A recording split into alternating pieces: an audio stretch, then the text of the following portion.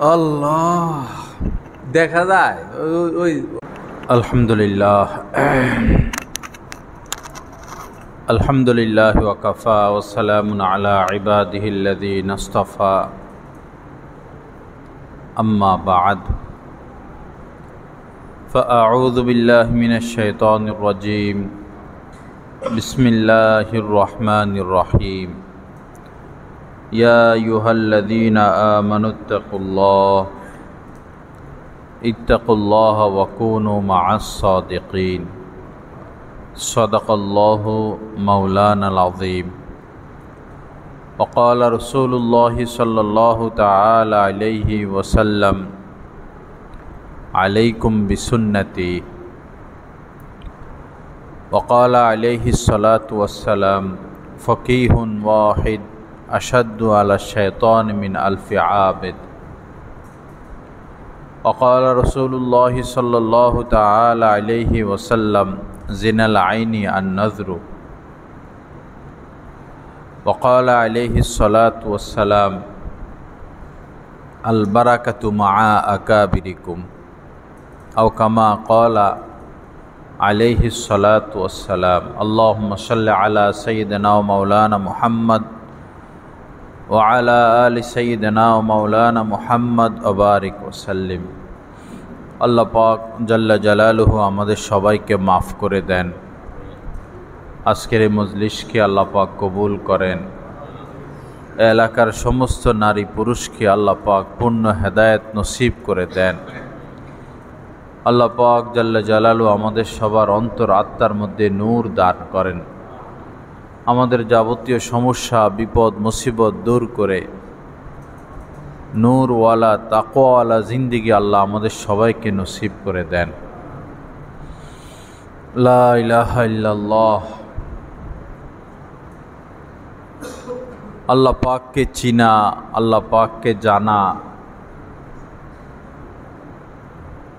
এবং আল্লাহকে ভালোবাসা, আল্লাহ পাকের আনুগত্য করা, আল্লাহকে মেনে চলা,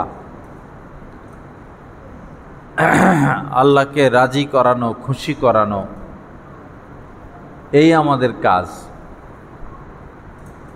কাজই এটা। ওমা খালাকতুল জিন্না ওয়াল ইনস ইল্লা লিয়াবুদুন। এজন্যই আল্লাহ পাক আমাদেরকে সৃষ্টি করেছেন। কোনো মা চায় না যে আমার সন্তান আমার থেকে দূরে দূরে থাকুক, কোনো বাবাও এটা চায় না। তদ্রূপ আল্লাহ পাকও চান না আমার বান্দা আমার থেকে দূরে চলে যাক, বরং আল্লাহ পাক চান যে বান্দা আমার হয়ে থাকুক, বান্দা আমার হয়ে থাকুক। তার যত জরুরত, তার যত প্রয়োজন, তার মনের যত আশা প্রত্যাশা, এগুলো বাস্তবায়ন আমার দায়িত্বে। কিন্তু আমরা আল্লাহকে রাজি খুশি রাখার ফিকির নাই, চেষ্টা নাই, মেহনত নাই। আল্লাহকে চিনা, আল্লাহকে জানা, আল্লাহকে মানা, এই বিষয়গুলো আমাদের মাথায় নাই। কেউ আছে সাপ্তাহিক মুসল্লি, জুমার দিন একবার আসে, ওই সময় একটু আল্লাহর কথা স্মরণ হয়, এরপরে শেষ। কেউ আছে এতটুকু মাগরিব পড়ে বা আসর পড়ে, আর কেউ আছে 5 ওয়াক্তই পড়ে, কিন্তু এই বিষয়টা মাথায় নাই যে আল্লাহর হতে হবে, আল্লাহকে চিনতে হবে, আল্লাহ পাকের মারেফাত অর্জন করতে হবে, আল্লাহ পাকের নৈকট্য হাসিল করতে হবে, এই ফিকিরটা নাই। অবতাগু ইলাইহিল ওসিলা। কোরআনে কারীমের মধ্যে আল্লাহ পাক জাল্লা জালালুহু বলেছেন যে আমার সান্নিধ্য তালাশ করো। এলাকায় যিনি চেয়ারম্যান হন, যিনি এমপি হন, অন্যরা চায় তার সাথে বন্ধুত্ব রাখতে, তাকে হাতে রাখতে, তার নিকটবর্তী হতে চায়। আখেরাতের আশায় না দুনিয়ার আশায়? দুনিয়ার আশা। পুরো একটা বংশ 100-200 সদস্য, বড় বংশ, বা 50-60 ফ্যামিলি নিয়ে একটা বংশ। তো এই বংশের মধ্যে গরিবও আছে, ধনীও আছে, মধ্যবিত্ত আছে। যারা বেশি ধনী, গরিবরা চায় তাদের সাথে কি রাখতে, সম্পর্ক রাখতে, তাদের নৈকট্য খোঁজে, সান্নিধ্য খোঁজে। দুনিয়ার আশায় না আখিরাতের আশায়? দুনিয়ার আশায়। আল্লাহ পাক এই সান্নিধ্য চান যে বান্দা আমার সান্নিধ্যে চলে আসুক। হাদিস শরীফের মধ্যে এসেছে, বান্দা যখন আল্লাহকে পাওয়ার জন্য 1 বিঘাত অগ্রসর হয়, আল্লাহর দয়া তার দিকে 1 হাত অগ্রসর হয়। বান্দা যখন আল্লাহ পাকের দিকে 1 হাত অগ্রসর হয়, আল্লাহর দয়া এই বান্দাকে আল্লাহর কাছে নিয়ে যাওয়ার জন্য 2 হাত অগ্রসর হন। বান্দা যখন হেঁটে হেঁটে আল্লাহর দিকে অগ্রসর হয়, আল্লাহর রহমত তার দিকে ছুটে আসতে থাকে। কিন্তু আমাদের সুযোগ হয় না, ব্যস্ত ব্যস্ত ব্যস্ত। এই ব্যস্ততা নিয়েই তো দুনিয়া থেকে যেতে হয়। পরে বস মাটির নিচে চলে যাই, কে আর খোঁজ খবর নিবে? আমাদের বৈরবে এক নেতা মারা গেছেন, নৌজওয়ান, একদম নৌজওয়ান। উনি এই যুবলীগের সভাপতি ছিলেন, কি যেন নাম ছিল, ইমন ভাই। অনেক বন্ধু বান্ধব ছিল ওনার, বক্তবিন্দু অনেক। দিন রাত বক্তবিন্দুদের সাথে, বন্ধু বান্ধবদের সাথে দেখা করে কুল পাইতো না। যেখানে যাইতো সাথে 10 জন, 15 জন, 20 জন, ডাক দিলে 100, 200, 300। তো উনি তো মারা গেলেন। মৃত্যুর দিন শত শত মানুষ, কান্নাকাটি, বন্ধু বান্ধবদের দুঃখ। কিন্তু এখন যে কবরে শুয়ে আছে, এখন তো আর কেউ কবরে, কোনো বন্ধু বান্ধব এই নয় যে সপ্তাহে একবার যাই, মাসে একবার যাই। যার যার দান্দায় সেই ব্যস্ত। বান্দা বান্দাকে ভুলে যায়, বন্ধু বন্ধুকে ভুলে যায়, কিন্তু আল্লাহ তার বান্দাকে ভুলেন না। রুহের জগতেও আল্লাহ আমাদেরকে ভুলেন নাই, মায়ের পেটেও ভুলেন নাই, শৈশবেও ভুলেন নাই, এখনো আল্লাহ পাক আমাদেরকে ভুলেন না। বরং চান আমার বান্দারা আমার হয়ে যাক, আমার হয়ে থাকো। আল্লাহ পাক জাল্লা জালালু আমাদের সবাইকে মাফ করে দেন, আল্লাহকে চিনার তৌফিক দান করেন, আল্লাহ পাকের সাথে গভীর নিবিড় সম্পর্ক কায়েমের তৌফিক দান করেন। আনতা আবুদাল্লাহ কাআন্নাকা তারা। নবীজি বলেছেন, এমনভাবে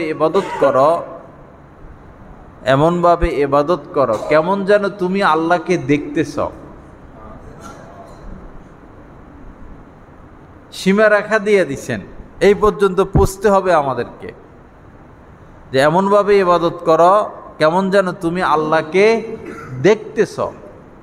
ফা ইনলাম তাকুন তারাহু, যদি ইবাদত বন্দিগিতে সর্বদাই এরকম আল্লাহকে দেখার তোমার তৌফিক না হয়, ফা ইন্নাহু ইয়ারাকা, অন্তত ওই পর্যায়ে পৌঁছাও যে তোমার মধ্যে যেন এই অনুভূতি আসে, আল্লাহ আমাকে দেখতেছেন,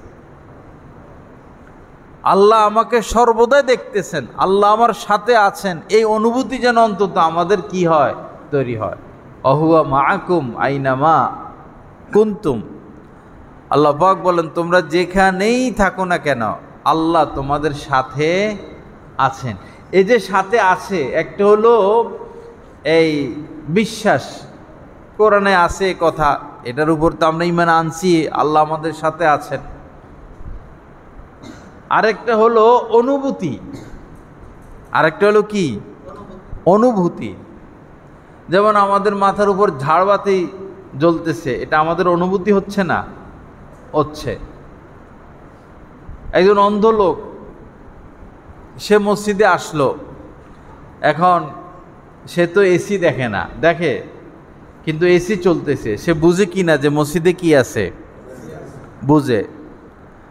আবার অন্ধ লোক এসি বন্ধ, ফ্যান চলতেছে, তো সে বলে যে কি এসি চালায় দেন না, গরম লাগতেছে। তার মানে সে বুঝতেছে মসজিদের মধ্যে কি আছে? এসি আছে। অনুভূতি। এক হলো বিশ্বাস যে আল্লাহ আমাদের সাথে আছেন, আরেকটা হলো অনুভব হওয়া আল্লাহ আমার সাথে আছেন। আমাদের মাঝে আর আল্লাহওয়ালাদের মাঝে এই পার্থক্য। আমরা বিশ্বাস করি আল্লাহ সাথে আছেন, আর আল্লাহওয়ালারা এটা অনুভব করেন যে আল্লাহ আমার সাথে আছেন। আমাদেরকে সেই পর্যায়ে পৌঁছতে হবে। অহুয়া মাআকুম আইনামা কুনতুম, আইনামা তুয়াল্লু ফাসাম্মা ওয়াজহুল্লাহ, যেদিকেই তাকাও আল্লাহ আছেন, আল্লাহ সাথেই আছেন।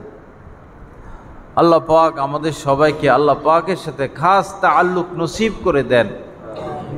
আল্লাহ পাকের প্রতি আমাদের অন্তরে আল্লাহ পাক গভীর নিবিড় মহব্বত তৈরি করে দেন।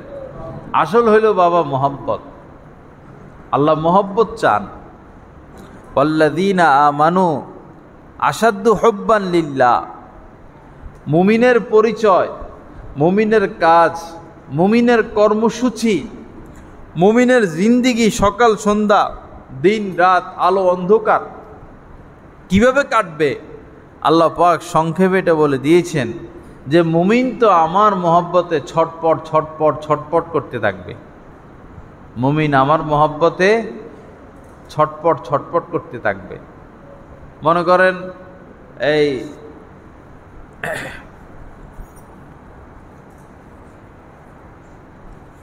বেড়াল বাচ্চা দিছে, বেড়ালের কি ছা বলে না বাচ্চা বলে? বেড়াল ছানা, হ্যাঁ ছানা বলে। গরুরকে বলে বাছুর, এরপরে ছাগলের হলো ছানা, না ছাগল ছানা, মুরগির বাচ্চা। তো বেড়ালের ছানা, বেড়ালের বাচ্চা, বেড়ালের ছানা, বেড়াল এরকম বাচ্চা দিল। তো আপনি বাচ্চাটাকে সরাইয়া ফেলছেন, বাচ্চা আরেক রুমে আটকে রাখছেন, বিড়াল আরেক রুমে। বিড়াল কি এখন বসে আছে?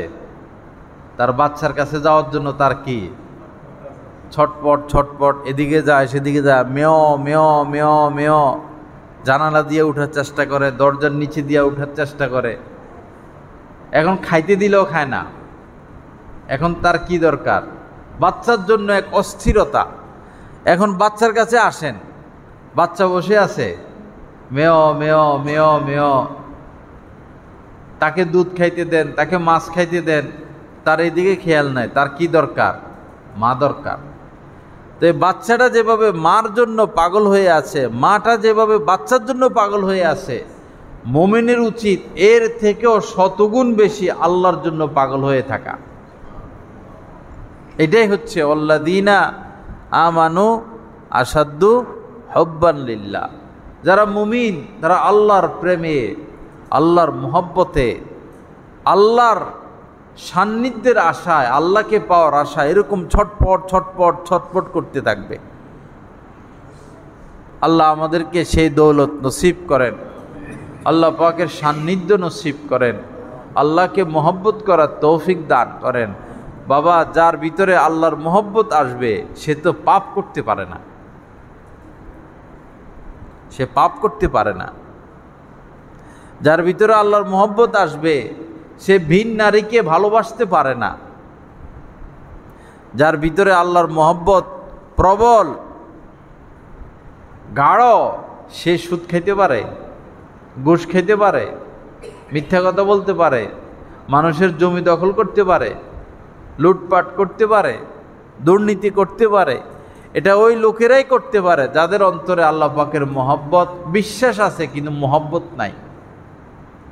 সৃষ্টিকর্তার প্রতি বিশ্বাস আছে, কিন্তু মহব্বত ওই পর্যায়ের হয় নাই। এজন্য আল্লাহর মহব্বত তৈরি করা। সামনে শীতের রাত আসতেছে, কম্বলের থেকে বের হওয়া, অজু করা, মসজিদে আসা সহজ না কঠিন? কিন্তু যার অন্তরে প্রেম তৈরি হলো আল্লাহর, তার জন্য এটা কঠিন না সহজ? সহজ, বরং তার জন্য এটা মজাদার। আল্লাহর জন্য কম্বল থেকে বের হব, আল্লাহর ভালোবাসা পাওয়ার জন্য ঠান্ডা পানি দিয়া বা পানি দিয়া গরম পানি দিয়ে উজু করব। আল্লাহকে পাওয়ার জন্য এই শীতের রাত্রিতে কুয়াশা দিয়া নাক মুখ বাঁধা জ্যাকেট জুকেট গায়ে দিয়া গরম জামা গায়ে দিয়া মসজিদে চলে যাব। এই লোককে বেঁধেও রাখা যায় না। কারণ কি? তার ভিতরে কার প্রেম? আল্লাহর প্রেম। তার ভিতরে আল্লাহর প্রেম। প্রেম চলে আসলে কঠিন সহজ হয়ে যায়। মনে করেন একটা ছেলে, সে 9টা-10টা বাজে তার ঘুম চলে আসে। এখন সে কোনো মেয়ের প্রেমে পড়ে গেছে, যদিও এটা অবৈধ, হারাম, জাহান্নামে যাওয়ার রাস্তা। সে একটা মেয়ের প্রেমে পড়ে গেছে। এখন মেয়ে তাকে সময় দিছে, রাত্রে 3টা বাজে আসবা আমার বাড়ির পিছনে দেখা করতে। এই 3টা পর্যন্ত তার ঘুম আসবে? ঘুম আসবে? আপনার এখন আসবে? তো এই তো 10টা বাজে ঘুমাই যায়, 10টার পরে তার ঘুম আসে না। এখন রাত 3টা পর্যন্ত জাগনা থাকে কিভাবে? কারণ হলো তার ভিতরে ওই নারীর কি মহব্বত ঢুকছে। ঠিক যার ভিতরে আল্লাহর মহব্বত ঢুকবে, তাহাজ্জুদের ওয়াক্ত হলে সে শুয়ে থাকতে পারে না। তার ভিতরে এক বেচাইনি, আল্লাহকে ডাকতে হবে, আল্লাহর সাথে সম্পর্ক আরো বাড়াইতে হবে, ঘনিষ্ঠ সম্পর্ক করতে হবে। তাহাজ্জুদ পড়ুক না পড়ুক, কমসে কম ফজরের পরে সে শুয়ে থাকতে পারে না। আল্লাহর প্রেম অন্তরে তৈরি করা। আল্লাহর প্রেম যার ভিতরে আসবে, সে কি বলেন সেভ করতে পারে? তার দ্বারা সম্ভব। একটা হলো বিশ্বাস, আর একটা হলো প্রেম। নারী আসতেছে রাস্তা দিয়ে, সুন্দরী নারী, এখন হলো পরীক্ষা। শয়তান বলতেছে, এখন নফস বলতেছে ওই মহিলার দিকে তাকাও। আল্লাহ বলতেছেন খবরদার সেদিকে তাকায়ও না, আমার দিকে তাকাও। এখন যার ভিতরে প্রেম, আল্লাহর ভালোবাসা, সে আল্লাহর দিকে তাকাবে না ওই মেয়ের দিকে তাকাবে? আল্লাহর দিকে তাকাবে। সে তো আল্লাহকে ভালোবাসে, এটা তো গায়রুল্লাহ। আল্লাহর ভালোবাসা অর্জন হয় আল্লাহ ওয়ালাদের সোহবতের মাধ্যমে। আল্লাহর ভালোবাসা অর্জন হবে আল্লাহ ওয়ালাদের সোহবতের দ্বারা, কিছু সময় জিকির করার দ্বারা, কিছু এবং গুনাহ থেকে বাঁচার দ্বারা। হযরত থানবী রহমতুল্লাহ আলাইহি এটা বলেছেন, 3 আমল যে করবে, 3টা কাজ যে করবে, তার ভিতরে আল্লাহর প্রেম অবশ্যই জন্ম নিবে। প্রথমটা হচ্ছে কোনো আল্লাহওয়ালার সাথে উঠা বসা করা। উঠা বসা করা ছাড়া হবে না। কোনো সাহাবী হতে পারে নাই রাসূলের সাথে উঠা বসা ব্যতীত। কোনো সাহাবী হতে পারেন নাই, কোনো তাবিঈ হতে পারেন নাই সাহাবাদের সোহবতে উঠা বসা ব্যতীত। কোনো তাবিঈ হতে পারে নাই তাবিঈদের সোহবত ব্যতীত। কোনো মুফতি হতে পারে না বড় মুফতির সোহবত ব্যতীত। কোনো মুহাদ্দিস হতে পারে না বড় কোনো মুহাদ্দিসের সোহবত ব্যতীত। কোনো হাফেজ হতে পারে না বড় কোনো হাফেজের সোহবত ব্যতীত। কোনো ডাক্তার পরিপূর্ণ ডাক্তার হতে পারে না বড় ডাক্তারের সোহবত ব্যতীত। MBBS পাস করা যে কঠিন, অনেক কঠিন। অনেকের কথা শুনছি 16 ঘন্টা পড়ে যখন MBBS পরীক্ষা দেয়, পাগলের মতো পড়তে হয়। এত কঠিন পড়ালেখা করার পরেও রেজাল্ট ক্লাস ফার্স্ট, এত ভালো রেজাল্ট, মনে করেন A+, কিন্তু এখন সে যাইয়া ওষুধ লেখা শুরু করবে, রুগী মারবে, এখন রুগী জবাই করবে। সে যদি এখন ডাক্তারি করে, ওষুধ ডাক্তার সব মরবে। এবং সরকারিভাবে তার এখন ডাক্তারি করার অনুমতিও নাই। কি করবে? এখন সে MBBS পাশ করার পর বড় ডাক্তারের পিছনে পিছনে ঘুরবে। এটার নাম সোহবত। ইংরেজিতে এটাকে বলে ইন্টারনি, আরবিতে এটাকে বলে সোহবত। এই ডাক্তার যে মাত্র পাশ করলো, সে এখন বড় ডাক্তারের সাথে যত বেশি থাকতে পারবে, যত গুরুত্ব দিয়ে, যত মহব্বতের সাথে ত্যাগ করে বড় ডাক্তারের অনুসরণ করবে, অনুকরণ করবে, তার সাথে থাকবে, তার চিকিৎসা শাস্ত্রে তার যোগ্যতা তত বেশি হবে। এভাবে কোনো আল্লাহ ওয়ালার সোহবতে, তার মহব্বতে তাকে পুঙ্খানুপুঙ্খ অনুসরণ অনুকরণ যে যত বেশি করতে পারবে, আল্লাহর প্রেম তত বেশি সে হাসিল করতে পারবে। রুমি হয়েছেন তাবরিজির সোহবতে। রুমি হয়েছেন তাবরিজির সোহবতে।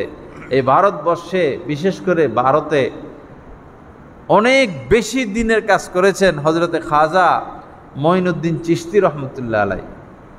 বেশুমার হিন্দু তার দর্শনে, তার সোহবতে, তার বয়ান শুনে শুনে দিন গ্রহণ করেছেন। তিনি কিন্তু এখানে নিজের থেকে আসেন নাই। এমনও না যে মাদ্রাসায় পাশ করে আয়সা শুরু করে দিছে, না, বরং তিনি 20 বছর তার শায়েখ হজরত উসমান হারুনি রহমতুল্লাহ আলাইহির সোহবতে ছিলেন। কয় বছর? 20টা বছর। আমরা কি 20 মিনিটের জন্য কোনো আল্লাহ সোহবতে গেছি?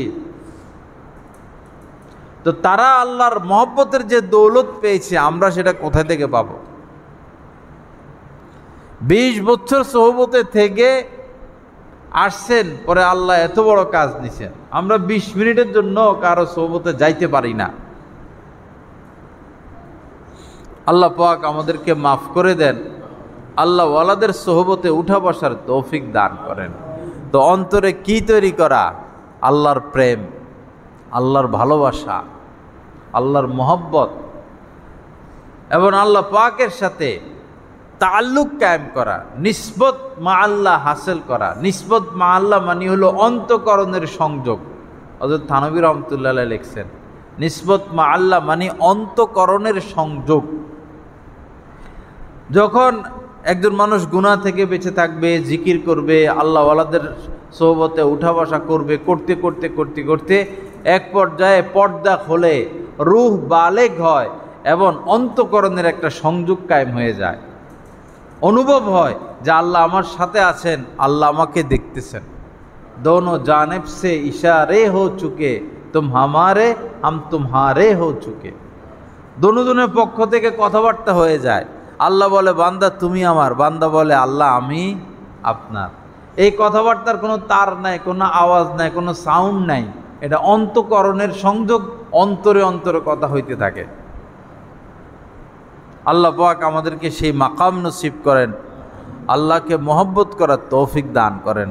আমার ভাইরা, আল্লাহকে না পাইলে আমাদের বাংলাদেশের বিশেষ এক বুজুর্গ হজরত মাওলানা শামসুল হক ফরিদপুরি রহমতুল্লাহ আলাই, যাদের হাত ধরে এই দেশে এখন হাজারো মাদ্রাসা, হাজারো আলেম ওলামা, হাজারো দিনের কাজ ওনাদের হাত ধরে, পীরজি হুজুর রহমতুল্লাহ আলাই, সদর সাহেব রহমতুল্লাহ আলাই, হাফিজি হুজুর রহমতুল্লাহ আলাই, এই 3 মনীষীর মেহনতে এই দেশে এত মাদ্রাসা, এত আলেম ওলামা।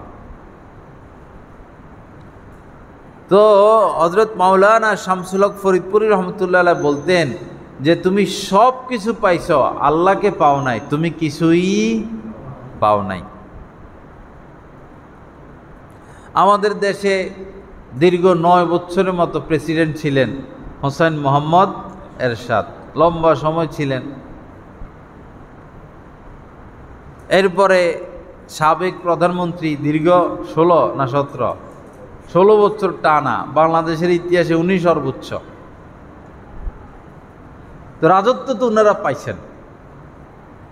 হোসেন মোহাম্মদ এরশাদ রাজত্ব পাইছেন, জিয়াউর রহমান রাজত্ব পাইছেন, শেখ মুজিবুর রহমান রাজত্ব পাইছেন, খালেদা জিয়া রাজত্ব পাইছেন, শেখ হাসিনা রাজত্ব পাইছেন, কোটি কোটি টাকার মালিক হয়েছেন।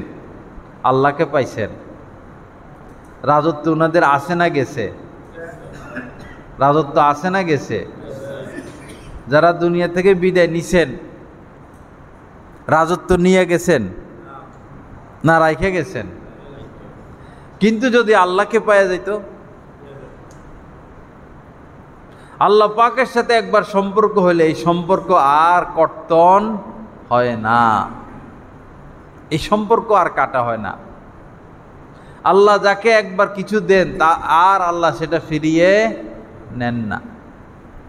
আল্লাহকে পাওয়া আসল। আজ কে যায় হুসাইন মোহাম্মদ এরশাদের কবরে? কে তাকে স্মরণ করে? কে তাকে মহব্বত করে? কিন্তু যে আল্লাহকে মহব্বত করবে তাকে মহব্বত করবে হাজার হাজার মানুষ, হাজার হাজার মানুষ।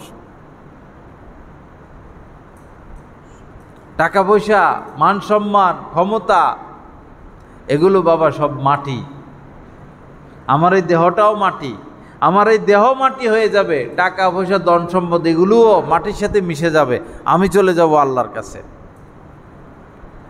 আজকে আপনি যে জমির মালিক, মনে করেন আপনি 10 কাঠার মালিক, 20 বছর আগে কি আপনি মালিক ছিলেন? 50 বছর আগে কে এটার মালিক ছিল? 70 বছর আগে কে এটার মালিক ছিল? 100 বছর আগে কে এটার মালিক ছিল? 100 বছর পরে কে এটার মালিক হবে? কিছুদিন আপনার মধ্যে এটার মালিকানা আসছে, আল্লাহ দেখতে চান সম্পদ পাইয়াও সে আমার দিকে অগ্রসর হইল না আমাকে ভুলে গেল। লিয়াবলুয়াকুম আইয়ুকুম আহসানু আমালা, কার আমল কত সুন্দর, আল্লাহর জন্য কে কি করে আল্লাহ সেটা দেখতে চান। ইন্নামা আমওয়ালুকুম ওয়া আওলাদুকুম ফিতনা, এই সম্পদ, এই সন্তান পরীক্ষা।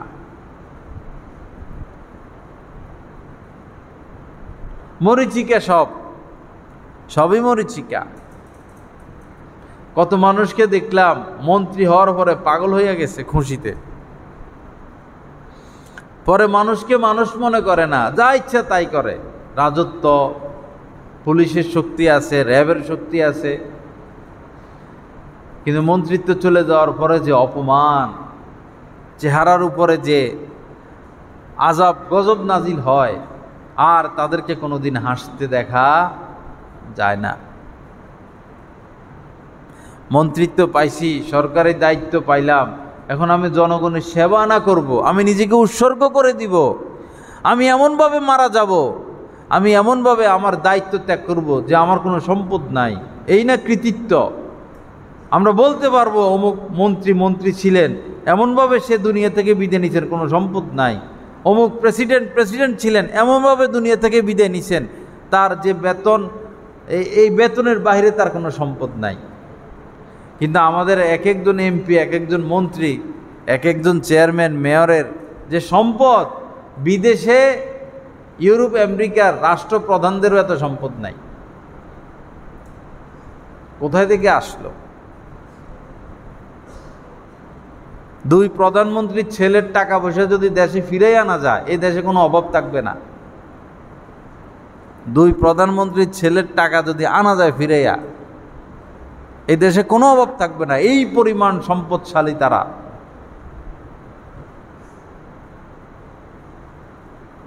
তো এগুলো মরিচিকা, এগুলো রেখেই যেতে হবে। বাংলাদেশের বড় ধনী এই যে ভাগলপুরের জহুরুল হক, টাকা পয়সা নিয়ে গেছেন না খালি হাতে গেছেন?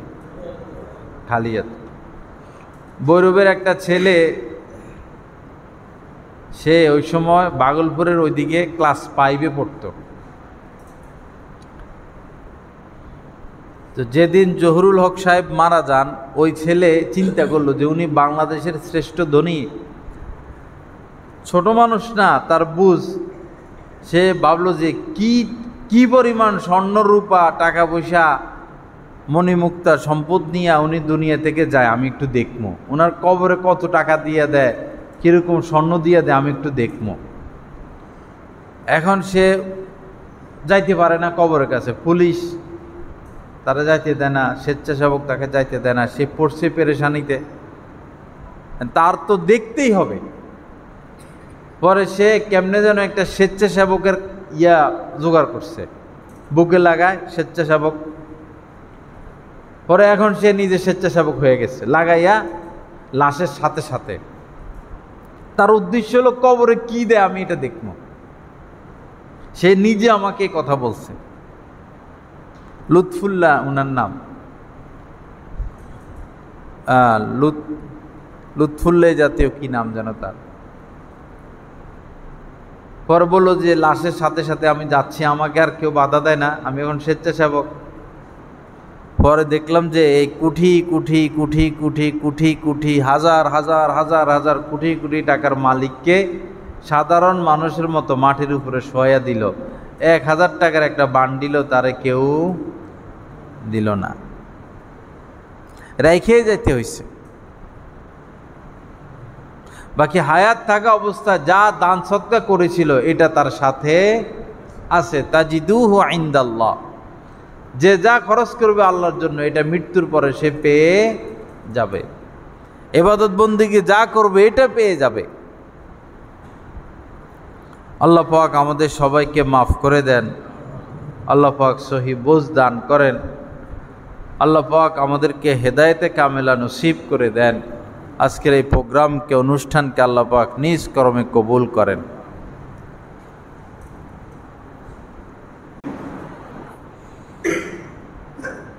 তো কিছু পাই বা না পাই, কাকে পাইতে হবে? আল্লাহকে পাইতে হবে।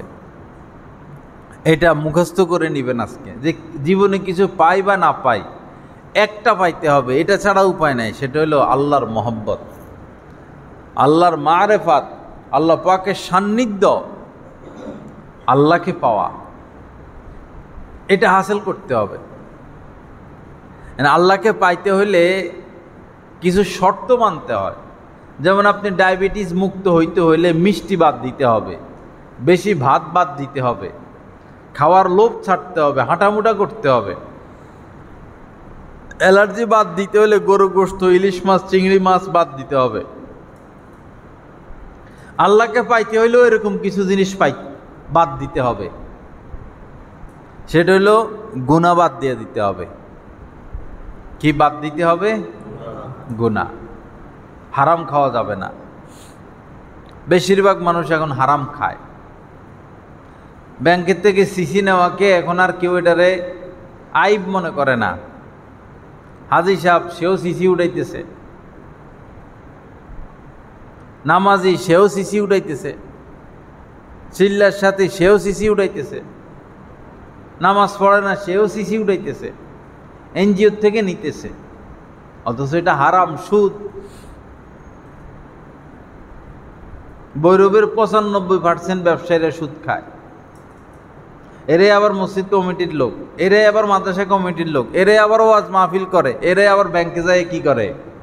ভিড় করে। তো ভালো মন্দ তো মিক্স হয়ে গেল। পেট ভরে ভাতও খেলেন, তরকারিও খেলেন, দামি দামি জিনিস, কোরমা, বিরিয়ানি, আবার সাথে একটু বিষও খাইলেন। কি হইল? জাহান্নামের আগুন থেকে বাঁচতে হলে, দুনিয়াতে সুখ পেতে হলে, শান্তি পেতে হলে, আরাম পেতে হলে সুদ ছাড়তে হবে। আর যদি সুদ না ছাড়েন, আল্লাহ ছাড়াইয়া ছাড়বো আপনাকে। কারণ আল্লাহ পাক বলছেন ওয়ায়ামহাকুল্লাহুর রিবা, তিনি সুদকে, সুদী কারবারকে নিশ্চিহ্ন করে ছাড়বেন। আপনাদের নরসিংদীর এক বিশিষ্ট ব্যক্তি, যাকে সবাই চিনে, কোটি কোটি টাকার মালিক, দান সৎকাও করে, স্কুল আছে, কলেজ আছে, ভার্সিটি আছে, মসজিদে আছে, মাদ্রাসা আছে, অভাব নাই। যেমন টাকার মালিক এমন দান সৎকাও করে।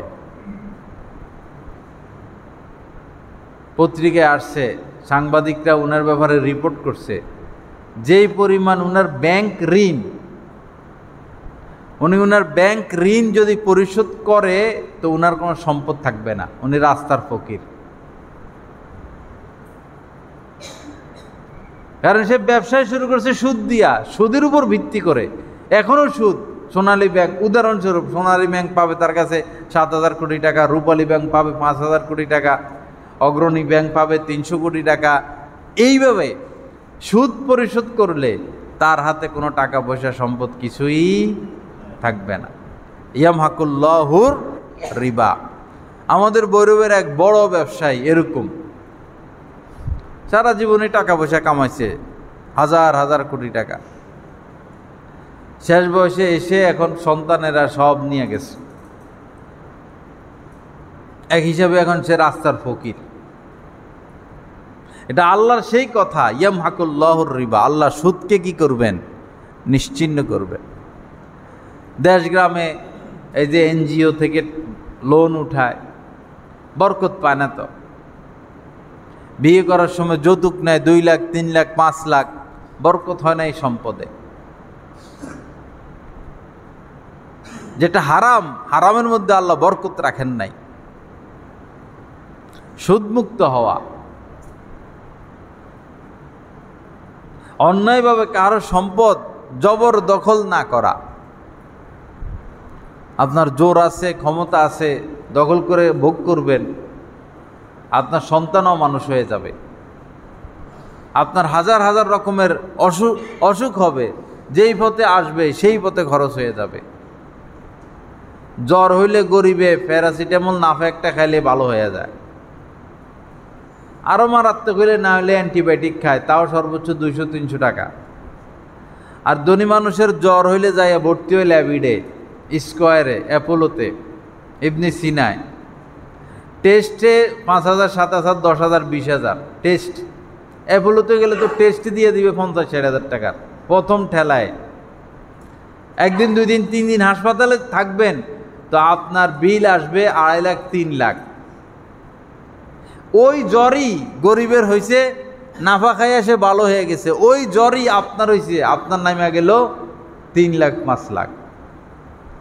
তো কার টাকা বরকত হইল? গরিবের টাকায় না ধনীর টাকায়? গরিবের টাকা। আমার একবার জ্বর হয়েছিল, পরে ল্যাবিডে গেছি, ডাক্তার দেখাইয়া ডাক্তার সাহেব টেস্ট দিছে। পরে দেখলাম যে টেস্টের যে বিল এত টাকা, এই টাকা আমার পকেটে নাই। পরে আয়সা নাফা একটা খাইয়ে শুয়ে রয়েছে আল্লাহর উপর ভরসা করিয়া। যেই পথে আসবে সেই পথে খরচ হয়ে যাবে। এজন্য অন্যায়ভাবে সম্পদ না কামানো উচিত। এই সম্পদ আপনার উপকারে আসবে না। আমাদের ভৈরব তো আপনাদেরও, যদিও আপনারা অন্য ডিস্ট্রিক্ট। এই যে বড় বড় প্রভাবশালী নেতারা কত টাকা যে কতভাবে খাইছে আল্লাহ। একজন লোক অপরাধ করছে, সে আইসে 1 লাখ দিয়ে দিছে, বিচার তার পক্ষে দিয়ে দিছে। কোটি কোটি টাকা খাইতে খাইতে খাইতে খাইতে খাইতে খাইতে খাইতে খাইতে কি হইল এখন? কেউর ছেলে মদ খায়, কেউর মেয়ের বিয়ে হয় না, পোলার সাথে ভাইগা যায়। বেশিরভাগই এদের এই অবস্থা, নিজে মদের বোতল নিয়ে পড়ে থাকে।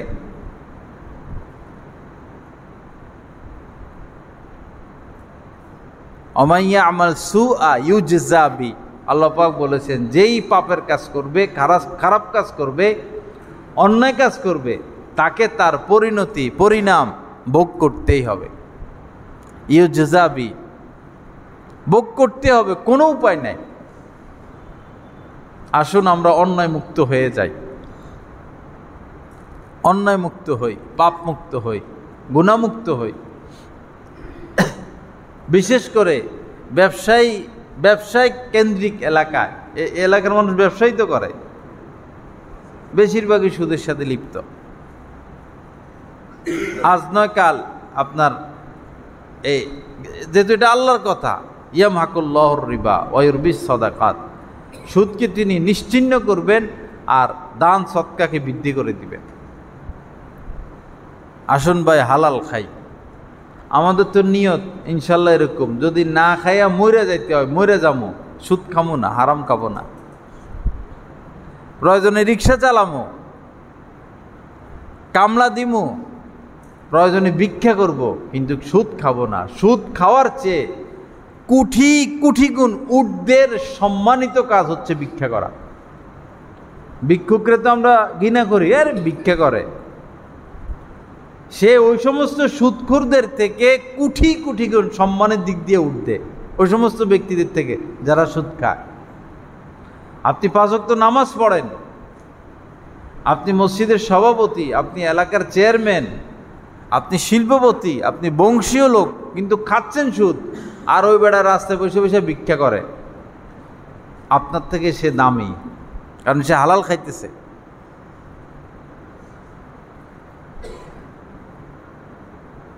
আল্লাহ পাক আমাদেরকে হারাম মুক্ত হওয়ার তৌফিক দান করেন।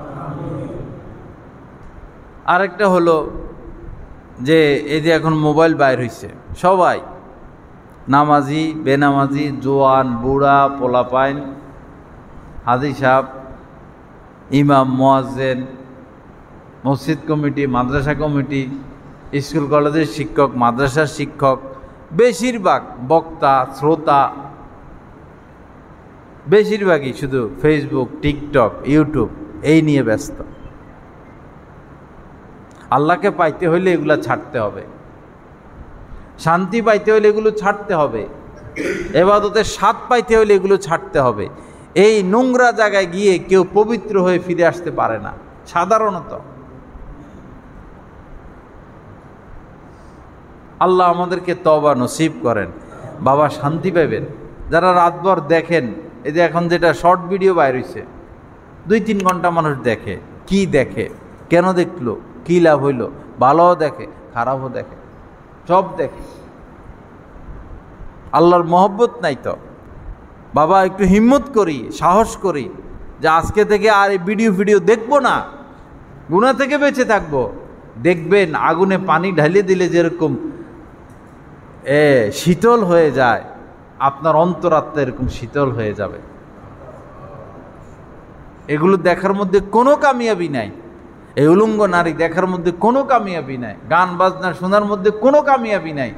চোখের ক্ষতি, হাড়ের ক্ষতি, মনের ক্ষতি, দিলের ক্ষতি, স্বাস্থ্যের ক্ষতি, চরিত্রের ক্ষতি, আর্থিক ক্ষতি, দুনিয়ার ক্ষতি, আখিরাতের ক্ষতি। ক্ষতি ছাড়া উপকার কিছু নাই। প্রকারান্তরে হেওরা সব টাকা নিয়ে যায়, আকাম কুকাম কইরা নেটে ছাড়েও তারা, নেটের মালিকও তারা। আমরা এগুলো দেখে দেখে তাদেরকে টাকা দেই, আবার এগুলো দিয়ে বোম বানায় মুসলমানদেরকে তারা মারে।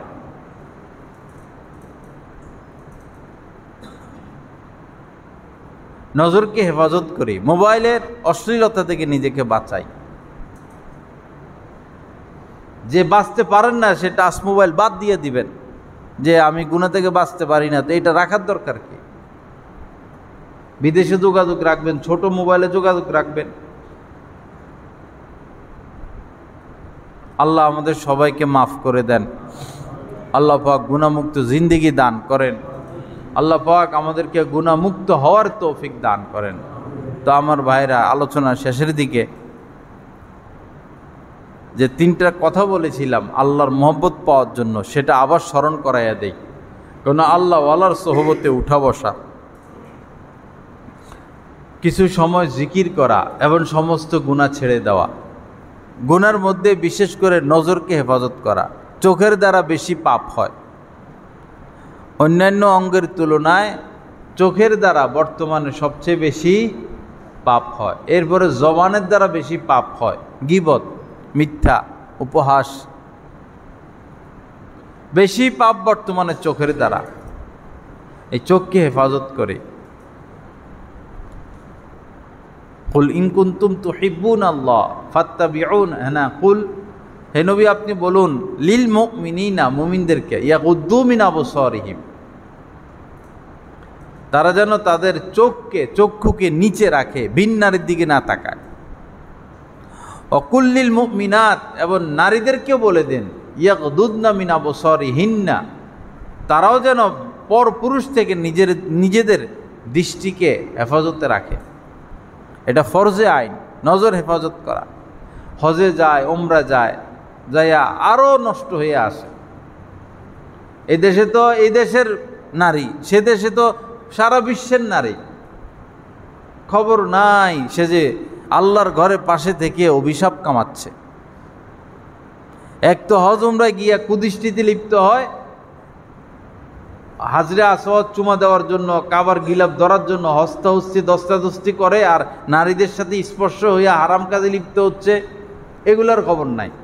হাজরে আসওয়াদ চুমু খাওয়া তো মুস্তাহাব, এটা চুমু না খেলে কোনো ক্ষতি নাই, কিন্তু চুমু দিতে গিয়ে তো আপনি নারীর শরীরের সাথে আপনার স্পর্শ হচ্ছে। কাবা শরীফ গিলাফ ধরার কি দরকার? গিলাফ ধরার নাম তো হজ উমরা না। মুস্তাহাব কাজ করতে গিয়া পাপ কামাইয়া চলে আসে আলেমের সোহবত না থাকার কারণে। আর শুধু ছবি তুলবো, শুধু ছবি তুলবো, শুধু ছবি তুলবো, এই দেশেও এই পাপ করে গেছে। আল্লাহর ঘরের কাছে গিয়াও, রওজার কাছে গিয়াও এই পাপে লিপ্ত। ছবি তোলা এটা হারাম গুনাহে কবিরা। বক্তারাও শুরু করছে ছবি তোলা, সাধারণ মানুষও শুরু করছে ছবি তোলা। হারামটাকে হারামই মনে করে না এখন। আল্লাহ পাক সহি বুঝ দান করেন, আল্লাহ পাক তওবা নসিব করেন, আল্লাহ পাক আজকের এই মজলিসকে কবুল করেন, নূর দ্বারা ভরপুর করে দেন। আমাদের সবাইকে সমস্ত গুনাহ থেকে বেঁচে থেকে আল্লাহকে পাওয়া, আল্লাহকে খোঁজা, আল্লাহকে রাজি খুশি করানোর তৌফিক দান করেন। ওয়া আখিরু দাওয়ানা আলহামদুলিল্লাহি রাব্বিল আলামিন ওয়া সাল্লাল্লাহু আলা নবিয়্যিল কারীম। হযরত ওয়ালা দামাত বারাকাতুহুমের প্রতিটি বয়ান পাচ্ছেন নেটের মাধ্যমে, টেলিগ্রামের মাধ্যমে। প্রথমত গুগল প্লে স্টোর থেকে টেলিগ্রাম অ্যাপসটি ডাউনলোড করতে হবে। তারপর টেলিগ্রাম অ্যাপসে প্রবেশ করে নিজের মোবাইল নাম্বার এবং একটি ভেরিফিকেশন কোড প্রদানের মাধ্যমে অ্যাকাউন্ট খুলতে হবে। অ্যাকাউন্ট খোলার পর ডান পাশে উপরে একটি সার্চ আইকন থাকবে, ওইখানে বাংলায় লিখতে হবে বয়ানে মাওলানা জহিরুল ইসলাম সাহেব, অথবা ইংরেজিতে @বয়ানবিডি। তারপর চ্যানেলে প্রবেশ। পরবর্তী কাজ হলো নিচে জয়েন আইকন থাকবে, ওইখানে ক্লিক করা। জয়েন হয়ে যাওয়ার পর পূর্ববর্তী আপলোডকৃত সকল বয়ান আপনারা পেয়ে যাবেন খুব সহজে। আলহামদুলিল্লাহ, প্রতি ইংরেজি মাসের শেষ শুক্রবার কমলপুর মাদ্রাসা মসজিদে মাসিক ইজতেমা অনুষ্ঠিত হয়। উক্ত মজলিসে অংশগ্রহণ করার জন্য সকলের প্রতি দীনী দাওয়াত রইল।